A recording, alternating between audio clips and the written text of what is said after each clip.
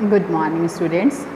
हम लोग chapter 5 the early man already complete कर चुके हैं और यही आपके इस बार के ऑनलाइन टेस्ट का जो वीकली ऑनलाइन टेस्ट होता है उसका पोर्शन होगा।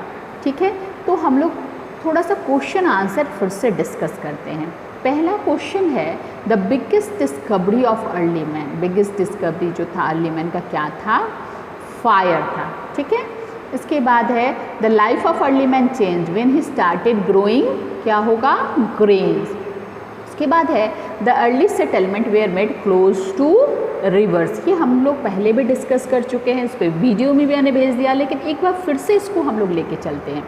चौथा है what did early man start making after settle life begin. क्या बनाना शुरू किया? बास्केट एंड पॉट्स बनाना शुरू किया।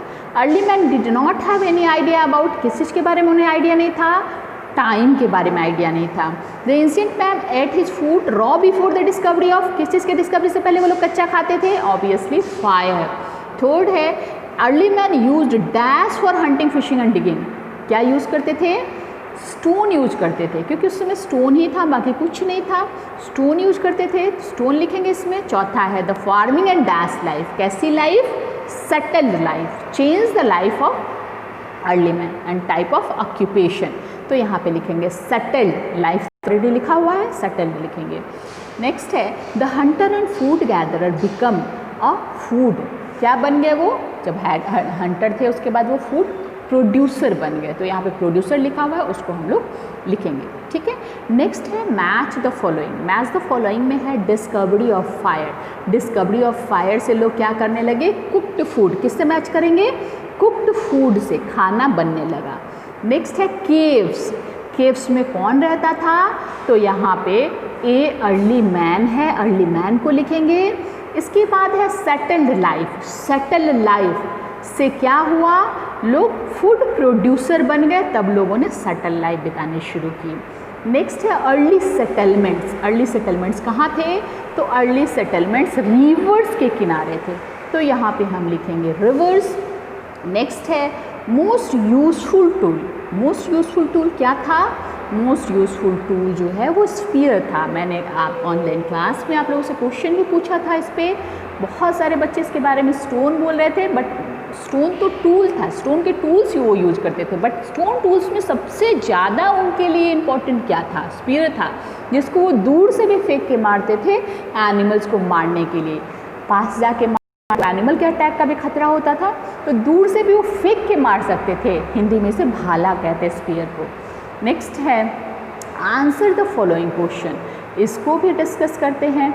इसको भेजा जा चुका है, आप लोग क्वेश्चन आंसर लिख भी चुके हैं, लेकिन एक बार फिर से डिस्कस करते हैं ताकि ऑनलाइन क्लास में, ऑनलाइन टेस्ट में आप लोग का रिवीजन हो जाए अच्छे से क्वेश्चन का। पहला क्वेश्चन है why did early man move from place. मतलब क्यों एक जगह से दूसरी जगह लोग घूमा करते थे? तो early man moved from place to place. किस चीज़ की तलाश में घूमा करते थे? In search of food and water. खाना ढूंढते थे, पानी ढूंढते थे, क्योंकि सेटल लाइफ थी नहीं, खाना वो उगाते नहीं थे, प्रोड्यूसर वो थे नहीं, तो सर्च क्या करते थे? तो बस लिखेंगे हम लोग early man moved from place to place in search of food and water. Next है list 3 changes that occurred in the life of early man when he become a food producer. Food producer बनने के बाद उनकी life में क्या क्या changes आए? तो पहला चेंज तो ये आया, now he started leading a settled life. क्या क्या चेंज आया? पहला चेंज ये आया, देखिए यहाँ पे लिखा भी हुआ है कि क्या क्या चेंज आए। यहाँ पे लिखा हुआ है कि वो लोग क्या किए? स्टार्टेड लीडिंग अ सेटल्ड लाइफ। ठीक है, पहला चेंज ये आया। दूसरा चेंज क्या आया? दूसरा चेंज ये आया कि he shelter change from cave and trees to thatched hut. पहले वो लोग केव में रहते थे, अब वो लोग हट्स में रहने लगे, क्योंकि हर नदी के किनारे ज़रूरी नहीं है कि उन्हें केव मिल ही जाए, तो वो हट बनाना सीख गए और हट जो है बना के और नदियों के किनारे वो रहने लगे। तीसरा चेंज वो आया कि he did not have wander from one place to another. अब उनको एक जगह से दूसरी जगह घूमने की कोई ज़रूरत नहीं थी। ही started leading a settle life. वो सेटल लाइफ बिताने लगे। ठीक है, तो ये 3 तरह के चेंजेज आए। नेक्स्ट क्वेश्चन क्या है? नेक्स्ट है why were early settlement made close to river. पूछ रहा है कि अर्ली सेटलमेंट नदी के किनारे क्यों था, क्यों लोग नदी के किनारे ही लोग बसा करते थे जो भी सेटलमेंट थे। तो यहाँ पे भी दिया हुआ है कि क्या दिया हुआ है, the early settlements were close to rivers to fulfil his requirement of water. सबसे पहले पानी किस चीज़ के लिए ज़रूरत होती थी? ड्रिंकिंग, पीने के लिए। दूसरा इरिगेशन, जब वो लोग फसल लगाते थे तो अभी के जैसा पंपिंग सेट और मोटर या इस ढंग की कोई सुविधा तो थी नहीं, नदी से पानी ले जाते थे और पानी डालते थे। तो नदी के किनारे रहेगा खेत तभी तो ईजी होगा ना पानी डालना। तो इरिगेशन के लिए, पीने के लिए और ट्रांसपोर्टेशन के लिए। उस समय रोड ट्रांसपोर्ट नहीं था, गाड़ियाँ नहीं थी, व्हील नहीं था, लेकिन वाटर ट्रांसपोर्ट था। लोग छोटा छोटा लकड़ी का बोट वगैरह बना के एक जगह से दूसरी जगह जाते थे। That's why the early settlement were close to rivers. ठीक है, उसके बाद है which new activities did the early man take up when he started leading a settle life. क्या क्या नई एक्टिविटीज़? तो मैंने बताया कि जब वो लोग सेटल लाइफ बिताने लगे तो उनके पास बहुत ज़्यादा टाइम मिलने लगा, और टाइम मिलने लगा तो लोग क्या क्या करने लगे। यहाँ पे दिया हुआ है कि the settle life gave him more time to follow other activities like making better tools, basket of reeds and clay pots for storing and cooking the grains. वो लोग बास्केट बनाने लगे और पॉट बनाने लगे ताकि उसमें खाना पका सके और खाना जो है स्टोर भी कर सके। ग्रेन्स जो कि साल भर का हो जाता था तो उसको स्टोर कर सके, तो उसके लिए वो लोग बर्तन बनाने लगे। तो ये सारी एक्टिविटीज़ थी जो वो लोग फॉलो करते थे। लास्ट है in which way did the discovery of fire help the early man.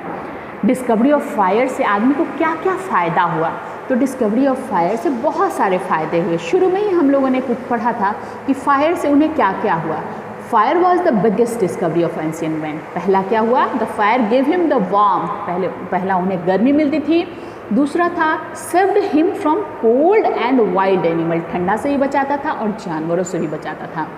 तीसरा और सबसे बड़ा फ़ायदा क्या हुआ? After the discovery of fire he started cooking his food to make it soft and tasty. खाना जो है वो लोग पका के खाने लगे और खाना सॉफ्ट हो गया और टेस्टी हो गया। तो ये सारे चेंजेस जो हैं वो आए उनकी लाइफ में। आज के लिए बेटा इतना ही। नेक्स्ट डे हम लोग आगे जो है उसको देखेंगे, वैल्यू बेस्ड क्वेश्चंस देखेंगे। ओके बेटा, थैंक यू, बाय।